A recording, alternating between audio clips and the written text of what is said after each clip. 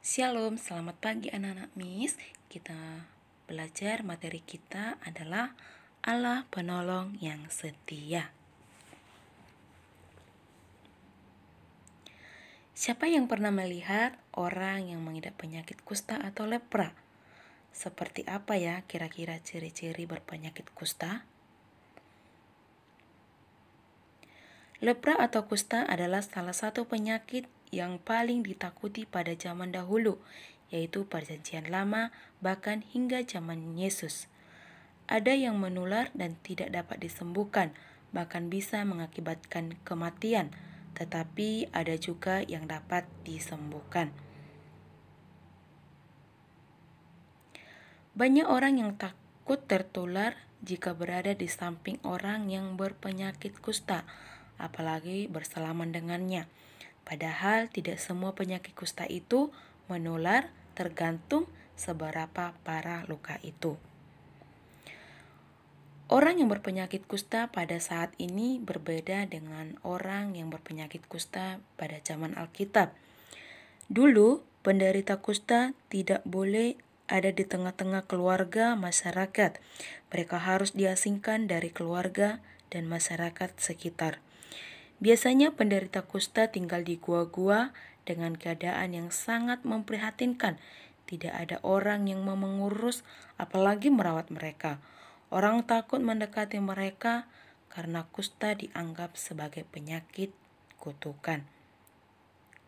Tetapi berbeda dengan zaman ini, beberapa kota sekarang pun masih banyak orang kusta yang berkeliaran di jalan-jalan raya. Mereka mengharapkan belas kasihan orang dan ada juga yang masih tinggal dengan keluarganya. Menurut info kesehatan dari sebuah website, istilah kusta berasal dari bahasa Sanskerta, yakni kusbahayang, berarti kumpulan gejala-gejala kulit secara umum.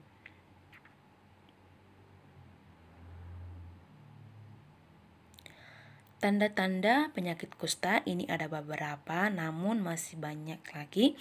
Yang pertama, adanya bercak tipis seperti panu pada tubuh atau badan manusia. Yang kedua, pada bercak putih ini awalnya sedikit, tetapi lama semakin melebar dan banyak. Yang ketiga, adanya pelebaran syaraf. Yang keempat, kelenjar keringat kurang bekerja sehingga membuat kulit tipis dan mengkilat. Nah, bagaimana jika sakit kusta itu seorang panglima yang sangat berkuasa? Apakah pengikutnya tetap menerimanya atau justru meninggalkannya? Kita akan belajar dari seorang panglima Naaman. Kita boleh baca di dalam 2 Raja-Raja 5 ayat 1-15. Ada seorang pahlawan panglima tentara kerajaan Aram. Dia bernama Naaman.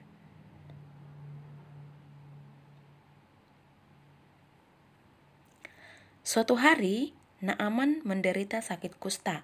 Luka-luka besar muncul di tubuhnya. Istri Naaman menjadi bingung, tetapi ada seorang anak perempuan Israel, pelayan Naaman, mempunyai rencana. Pelayan itu memberitahukan bahwa ada seorang nabi di Samaria yang bisa menyembuhkan Naaman. Kemudian pergilah Naaman dan pasukannya, membawa persembahan perak, emas, dan pakaian. Pelayan Nabi Elisa memerintahkan agar Naaman mandi di sungai Yordan selama 7 kali agar sembuh. Tetapi Naaman menjadi marah karena Nabi Elisa tidak mau menemuinya dan mandi di sungai yang kotor. Tiba-tiba para prajurit Naaman memohon agar panglima Naaman mau mandi dan mentaati perintah Nabi Elisa. Akhirnya pun Naaman pergi ke sungai Yordan. Di sungai Yordan, Naaman mandi selama 7 kali. Penyakit kusta yang ada di dalam Naaman semuanya hilang. Naaman telah sembuh. Namun Naaman memberikan hadiah kepada Nabi Elisa karena menyembuhkan, tetapi Nabi Elisa menolaknya.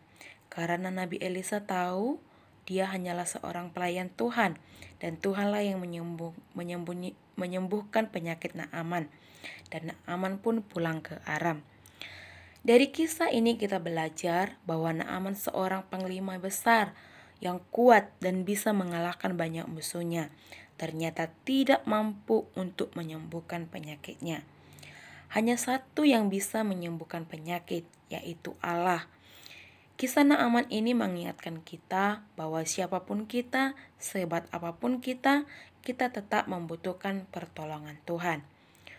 Orang yang kaya atau miskin, pemerintah atau rakyat, tua dan muda, semua membutuhkan pertolongan Tuhan.